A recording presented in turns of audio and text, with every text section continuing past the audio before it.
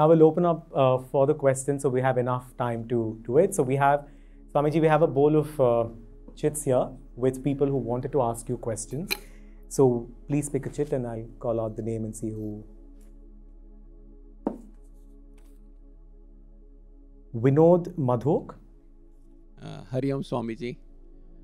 It may seem childish. I'm 63 plus now and about to retire this month end. It's a very conscious decision which I have taken to retire. I feel now it's the time for me to give up whatever I'm doing, which was earning me a living, and do something different. So I know I'm very late in life. How do I start my spiritual journey? How do I commence a new life as I have started working very early in my life? I was a sailor, and so that's my basic question, Swamiji. To start any journey, first you have to hear, listen, know, read, learn. No? So that's why it is said, for the spiritual journey, first step is satsang. Keep the company of those who are spiritual, learn from them, discuss with them, and then get to know what you are, what you identify with, and how to proceed further. So first is satsang. Start listening.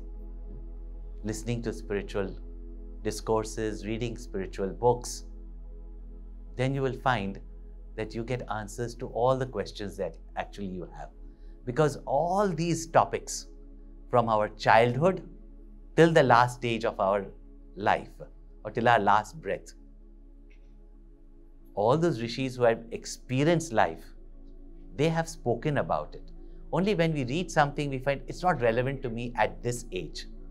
But when you listen to it, when you read it, when you hear, of course, from experts, the saints and sages, you will know exactly, or even when you have discussions like this, no? So ask and you will get the answer. Seek and you shall find. But don't sit back. Start the journey. The path will unfold itself. Thank you, Swamiji. I think it's my blessing to be here today to start my journey anew. Swamiji, one thing the gentleman mentioned is, how do I give up on what I have done to restart again? Is it giving up or is it transitioning into something? Nothing. It's not giving up. In every stage of life, you have to give up your first standard and your first standard teacher to go to the second standard, and in that sense, there is giving up. Same way, I mean, you work for a livelihood. Now you have enough. You've done your duties. Now you want to pursue, say, your self-development, which is your spiritual progress.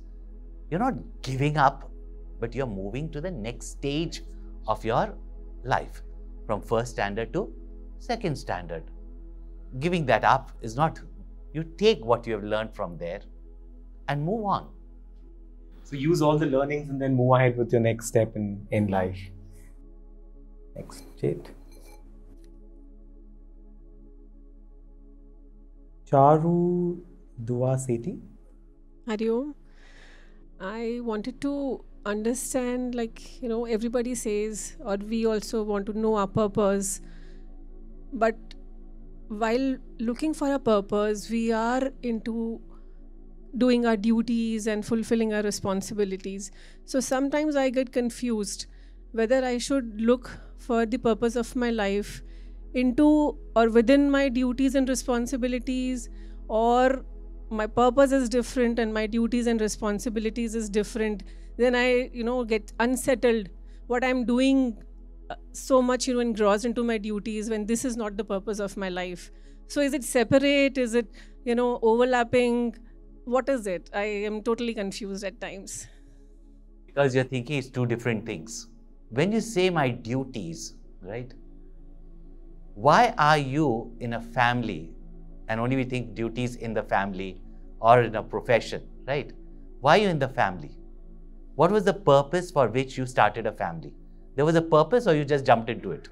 My parents pushed me into it at that time. Well, your purpose was to obey your parents, right? Now also you can ask your parents, now what?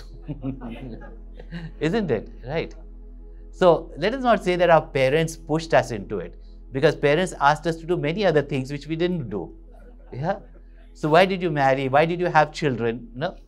So there was, in everything that we do, there is our own want. And that gives us the purpose for why we are doing something, isn't it? So one thing you have to understand is that purpose is not only in career. And please do not think that doing your duties at home is purposeless. All you have to do is, besides just doing it for myself, what is a greater purpose your parenting can achieve? Your relationship with your husband can achieve. Yeah. Together with the family you can achieve. And while you do your duties to the family, what would you want to achieve for yourself, to whatever you think? Don't go out to save the world, but what you can contribute to the world. Take the example of Jijabai. We are in Maharashtra, we know her, right? The mother of Shivaji. She was a housewife, isn't it? She was a mother. And what she created, what she brought forth. What would any one of us be without our mothers? Yeah? Does my mother need to go out and find some purpose to be a prime minister or a president? Not necessary. If you ask each one of us, who is the most important or who is the greatest person in your life? First, whose thought comes to our mind? Parents come, isn't it? It comes immediately to our mind. Now, they may not be some phenomenal achievers in the sense of money and positions or even fame, etc. But it's what we got out of them that makes them so special, so great in our life. And that we can be grateful to them. That itself is their great achievement. No? So don't think purpose is only career. No? In career also you have to find a greater purpose. So don't think that there's anything else that we have to do. But if there is a thirst in you that you've got your education and you wanted to, pursue a certain career, and there is where people talk about purpose, that I've lost myself in my family, what have I done? My children are now gone. No, don't feel that. You did it for a purpose. You have fulfilled that purpose, that today your children, your family is a happy family. They may not, necessarily the children may not be with you, but if they are independent and they are happy, you have fulfilled your purpose as a parent. So find that kind of purpose that you have achieved. Right? Now, as we were talking about, that having come to the stage of life, you have fulfilled more of your duties or completed your duties. Those you have done the duties towards are now settled well and independent. You might feel that they don't need you and you feel redundant. No, now is the time. What is it that you want to do now independently? No? Whether it's your personal growth, whether it's your hobby, whether it's your, with the knowledge that you have, what you can contribute to society. Think of a higher purpose. In whatever you do, as a mother, besides these children being mine and being happy, have I made them positive contributors to society? Have I given to society some people that society will benefit from? We just need to, expand our vision even in our duties. So parenting is also a very important purpose. The most important. Most important. We need more of good parents, I think, in the society. But Swamiji, I can completely understand. Confusion. That's what we all live in. Next hit.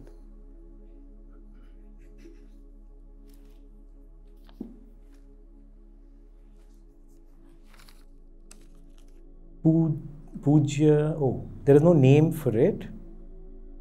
Should I take this question, read out the question? Okay, I'll just read out what they've written. Sometimes somebody's presence creates disturbance in mind, and mind starts thinking past events. though the person is harmless, helpless or helpful, that's the prayer also not coming in the mind in spite of taking effort. So basically the person is trying to ask that sometimes you try to forget people for whatever reasons, and they just keep coming into the mind and past events keep repeating inside the mind. So how to deal with it? First is that person keeps on coming to your mind and some negative incident or unwanted incident comes to your mind. But you know, our mind has got a peculiar habit. Whatever we cultivate, it becomes a habit. Even in a friendship, you must have had wonderful moments of sharing. But one incident of selfishness, one incident of, say, a fight or backbiting, we will hold on to that. Now we have created that habit. We have to slowly create more positive habit. So every time you think about a negative incident or something negative about a person, shift your attention to also the positivities. Just as you say about, there were things you don't have, but if you start thinking of what you have, you'll find that there's a lot more that you have than you don't have. You cannot deny that what you don't have, right? You cannot deny that somebody said something nasty to you or did something harmful to you. But look at what else that person has done, which is good. So shift your attention to the larger experience with that person. Sometimes it is that you've only had a negative incident with that person. But always look into yourself and ask yourself that I'm feeling pain, I'm feeling sorrow, but in which way it has helped me. I remember sometimes we were thrust to listen to those people who were so boring, and really with no substance. And I would sit and listen with such attention, and my colleagues would get so angry at me that how are you looking so interested? Are you being a hypocrite? And I said, no, I'm really interested because I'm learning a lot. They said, what did you learn from it? And I said, I'm learning what mistakes I should not do when I become a speaker. No? So even from those experiences, we can learn. Even the most troublesome experience that we have, if it at least makes us feel that I should not become like this, I think that experience has benefited us. Either you learn what to do or you learn what not to do. Suja.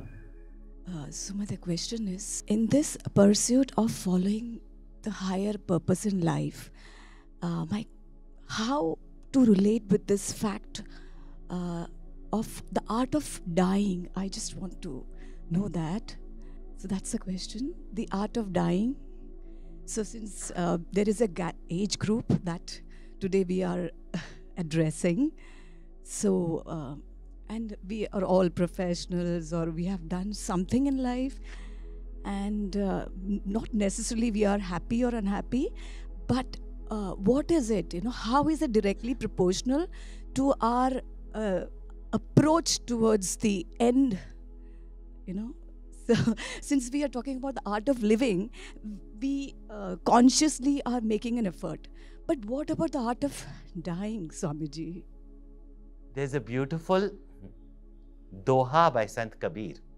जब हम पैदा हुए, जग हंसे, हम रोए. ऐसी करनी कर चलो, हम हंसे, जग रोए. Jag roe, don't make the world cry, means the world pines for us, That's the meaning, that we were born crying, the world was celebrating on our birthday. But live your life in such a way that when you depart from this world, you go free, you go happy, and the world pines for you, wonders what a phenomena that was there. Therefore, I remember when we were studying in this ashram, we were told one thing. The Bhagavad Gita teaches us how to live, and Srimad Bhagavatam teaches us especially to Parikshit Maharaj, how to die. And both are not different from each other. For those who know how to live, they really know how to die. And they can die feeling that I have done my best. No? There's no regrets. So if you have no regrets in life, you're ready to move on to the next stage of your evolution. Otherwise, you will just remain with regrets. I didn't do this, I didn't do that. That's why we keep on crying.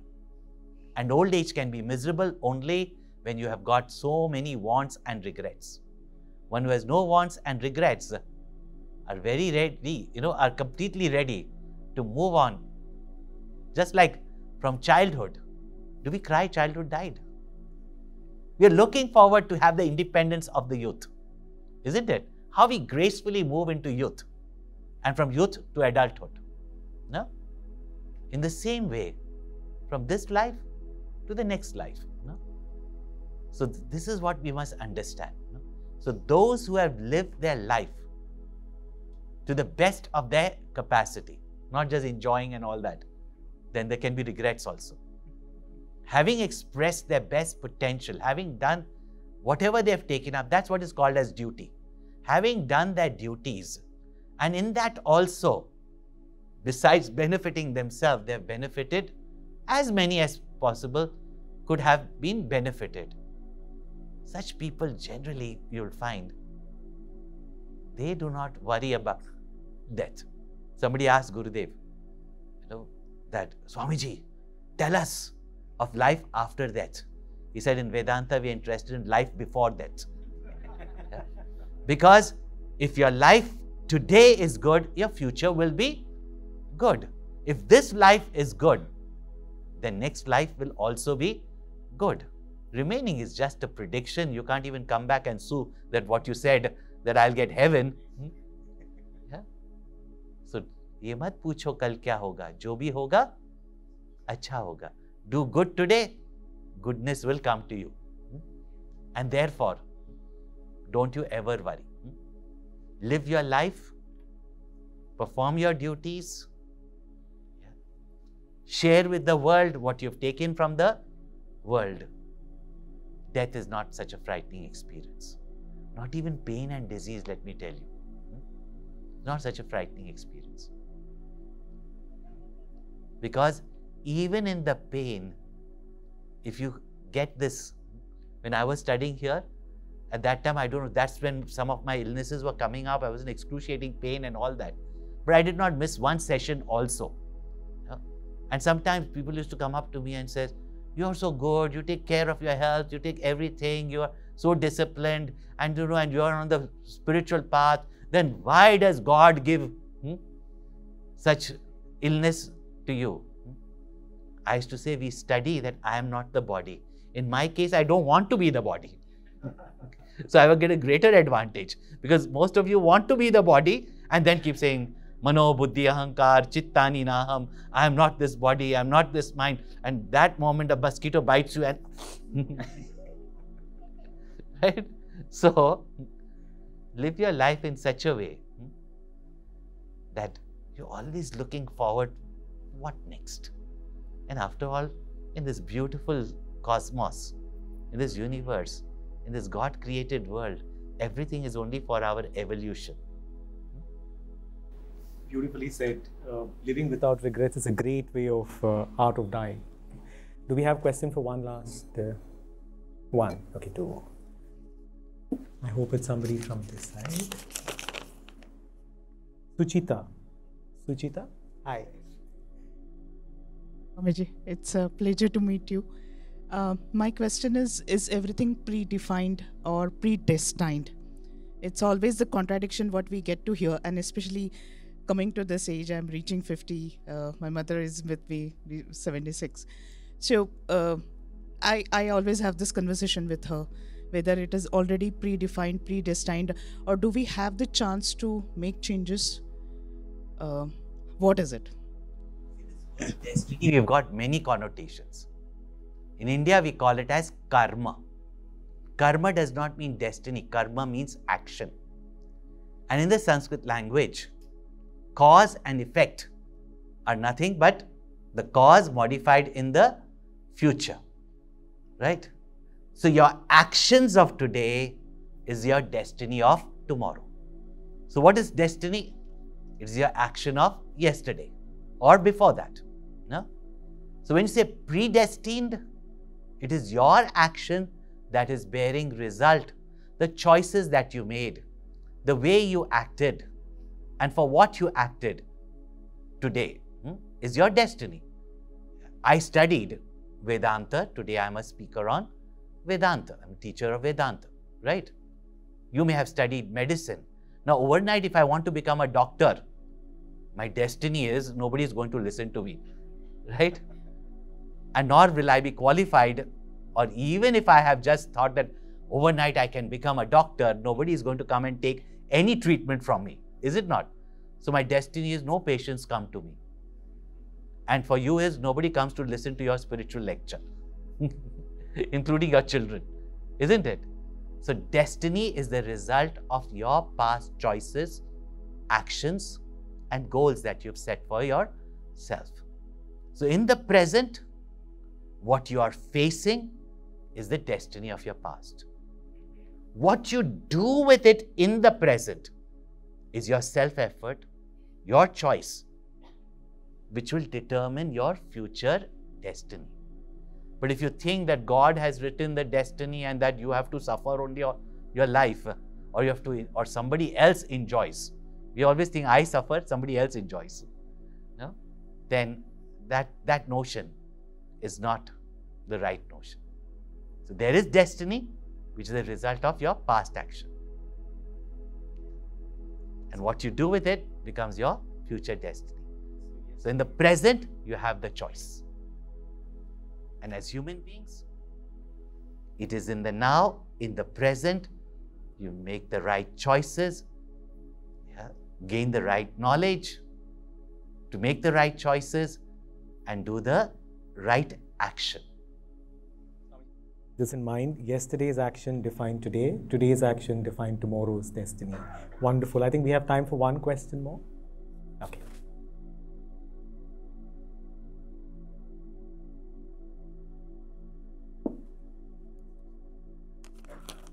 Ninad Rube. Hari Om Swamiji. At certain point in life, so I will talk very specifically with my context. So I'm 39 and recently quit my job. It was my own choice. So I don't know what's going to happen next or what path I'm going to choose, but it's a crossroads, like what to do, what not to do. Sometimes there is pressure from the family, but I need to be very specific as to what I want to do, but I have no clarity. When we talk about the purpose, the ultimate goal of human existence, that is one thing, but I being in this body and what I'm supposed to do, that level of clarity I'm not unable to get it. Can you please guide? First and foremost is wherever you are, whether in a profession or in the family, what are your duties? Be diligent in your duties. Your mind will be calm. Many doors of opportunity will open up, right? Like for example, you say that you just felt like giving up your job and venturing into something new, right? When you give up your job, what were you thinking that you're going to do? Do you just think that I'm not going to do anything? Get back to that thought. That on what confidence did you give up your job without having another job or a career or a business or even thinking of joining, service-oriented programs, not for income, whatever it may be. No? What was it that made you leave your job? Was it that you were disgusted with your job and you just left it, or angry with your boss, right? Then this question should not come, right? But you did leave it with a sense of purpose. or even to find a purpose. No? So pursue that. Swamiji, it was great talking to you about the age group that we are speaking about, right? Just one thing before we wind up, Swamiji. If you can give one message to people at the age group of 50 and above, you know, what is it that you want to tell them while we are talking about finding a new purpose in life? Know that whatever you have achieved, you can achieve much more. Now, with your expertise, with your knowledge and your experience. So don't stop. Achieve. Don't stop. I think that's a great word for any age group that we are all in, as long as we are moving ahead, keeping one step at a time. Gurudev and Swamiji always says that start walking and the path will unfold. So I think we all will keep walking, and wonderful having all of you at this session. It was very, very nice to have you. And Swamiji, thank you for spending time with us and answering all the questions. I'm sure there are a lot more, but hopefully next town hall will address more. Thank you so much for being a part of it. Thank you, everyone.